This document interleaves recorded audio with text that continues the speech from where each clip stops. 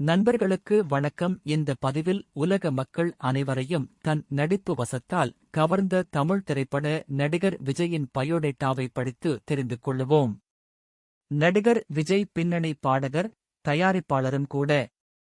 விஜய் தனது 10ஆம் அகவையில் வெற்றி என்ற திரைப்படத்தில் குழந்தை நடிகராய் நடித்து வந்தார். தொடக்கத்தில் இவர் தனது தந்தையான எஸ். ஏ. சந்திரசேகர் இயக்கிய திரைப்படங்களில் நடித்து வந்தார். விஜயின் ரசிகர்கள் விஜய்க்கு வழங்கிய புகழ்பெயர் இளைய தளபதி. இன்றும் முக்கிய நடிகராக தமிழ் சினிமா துறையில் சிறப்பாக விளங்கி வருகிறார். இந்த பதிவில் விஜய் பற்றிய சிறப்பு தொகுப்பை காணலாம். சென்னை மாவட்டத்தில் ஒரு பட தயாரிப்பாளரும் இயக்குநருமாகிய எஸ். ஏ. சந்திரசேகரன் என்பவருக்கும் ஷோபா, பின்னணி பாடகர் ஆகியோருக்கும் ஜூன் 22, 1974ஆம் ஆண்டு மகனாக பிறந்தவர். விஜய்க்கு வித்யா என்ற ஒரு சகோதரியும் உண்டு. சகோதரி 2 வயதிலே இறந்துவிட்டார். விஜய் தனது குழந்தை பருவம் முழுவதையும் சென்னையில் கழித்தார். விஜய் தொடக்கத்தில் கோடம்பாக்கத்தில் உள்ள பாத்திமா உயர்நிலை மேல்நிலைப் பள்ளியில் தனது படிப்பைத் தொடங்கினார். பின்னர் விருகம்பாக்கத்தில் உள்ள பாலலோக் உயர்நிலை மேல்நிலைப் பள்ளியில் இணைந்தார். சென்னையில் லயோலா கல்லூரியில் விஜய் விஷுவல் கம்யூனிகேஷன்ஸ் படித்தார். இலங்கை தமிழ் வம்சாவளியைச் சேர்ந்த சங்கீதா சோனலிங்கம் என்பவரை விஜய் திருமணம் செய்து கொண்டார். விஜய்க்கும் சங்கீதா அவர்களுக்கும் மகன் சஞ்சய் மற்றும் மகள் திவ்யா என்ற 2 குழந்தைகள் உள்ளனர். குழந்தையாக இருக்கும்போதே சில திரைப்படத்தில் நடித்து வந்தவர் விஜய். இவர் கதாநாயகனாக முதலில் நடித்த திரைப்படம் எதுவென்றால் நாளைய தீர்ப்பு. திரைப்படத்தில் மட்டுமல்லாமல் விளம்பரத்திலும் தனது நடிப்பினை வெளிப்படுத்தியுள்ளார். இவரது படங்கள் 5 கண்டங்கள் மற்றும் 80 நாடுகளில் வெளியாகியுள்ளன. ஆகஸ்ட் 2010 முதல் ஜோஸ் அலுக்காஸ் நகைக்கடைக்கு விளம்பரத்தில் நடித்தார். அதன் பிறகு 2011-இல் டாடா டோகோமா நகர்பேசி விளம்பரத்தில் நடித்தார்.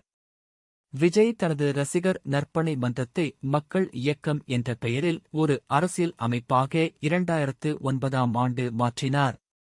இந்த அமைப்பு 2011ஆம் ஆண்டு நடந்த சட்டமன்ற தேர்தலில் அதிமுக கூட்டணிக்கு ஆதரவு அளித்தது.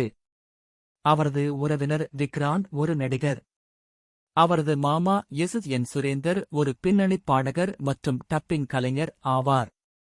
2012-இல் வெளியான ரவுடி ரத்தோர் படத்தில் சிந்தா சிந்தா பாடலில் விஜய் தன் முதல் இந்தி பட கௌரவ தோற்றத்தில் தோன்றினார். இப்படத்தை பிரபுதேவா இயக்க அக்ஷய் குமார் நடித்திருந்தார். விஜயின் கௌரவ தோற்றம் இந்தி ரசிகர்களால் மிகவும் விரும்பப்பட்டது. விஜயின் தமிழ் திரைப்படங்கள் தெலுங்கில் மொழிமாற்றம் செய்யப்படுகின்றன.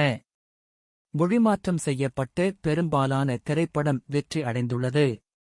வெற்றி அடைந்ததில் உதாரணத்திற்கு ஸ்நேகிதுடு, துப்பாக்கி, ஜில்லா, போலீசோடு, ஏஜெண்ட் பைரவா மற்றும் அதிருந்தி ஆகிய திரைப்படங்களை சொல்லலாம். விஜயின் திரை வாழ்க்கையில் ஆந்திர பிரதேசம் மற்றும் தெலுங்கானா மாநிலங்களைப் பொறுத்த வரையில் மிகப்பெரிய திரைப்படத் தொடக்கமாக அதிருந்தி படம் இருந்தது. இந்த படம் மிகப்பெரிய வெற்றி படமாக அந்த மாநிலத்திற்கு இருந்தது. விஜய் 202-இல் கோக கோலா விளம்பரத்தில் நடித்தார்.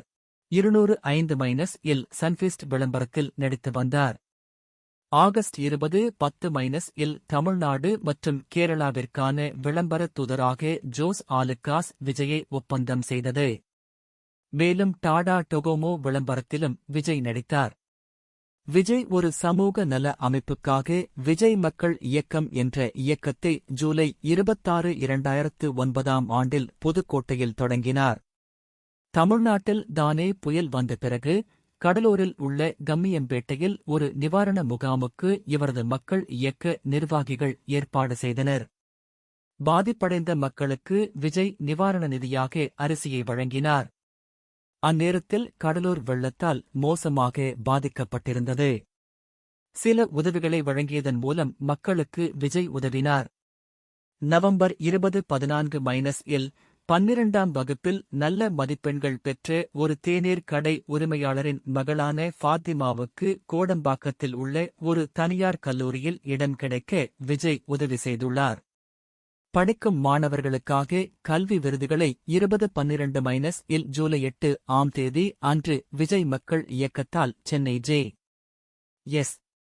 கல்யாண மண்டபத்தில் நடத்தப்பட்டது. நடிகர் விஜயே மாணவர்களுக்கு விருதுகளை நேரில் கொடுத்தார்.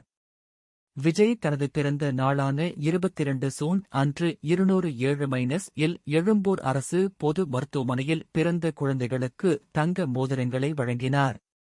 டிசம்பர் 26, 2017ஆம் ஆண்டு பொள்ளாச்சியில் உள்ள விஜய் ரசிகர்கள், நோயாளிகள் மற்றும் உடலில் காயமடைந்தவர்களுக்கும் ஆம்புலன்ஸ் மற்றும் பள்ளி மாணவர்களுக்கு ஆட்டோ போன்ற இலவச தேவைகளை செய்தவர்.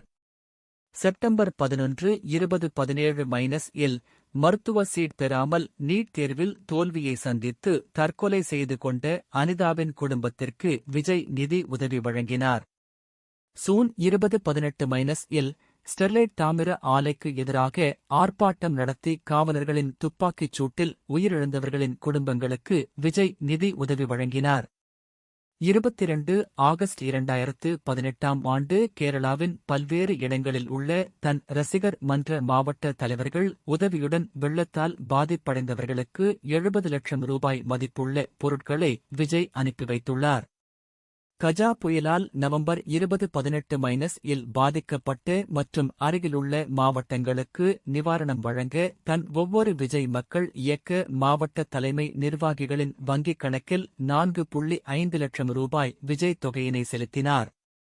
இத்தனை அறப்பணிகளைக் கண்டு 2007ஆம் ஆண்டு எம்.ஜி.ஆர். கல்வி மற்றும் ஆராய்ச்சி நிறுவனத்தில் இருந்து விஜய்க்கு டாக்டர் பட்டம் வந்தது.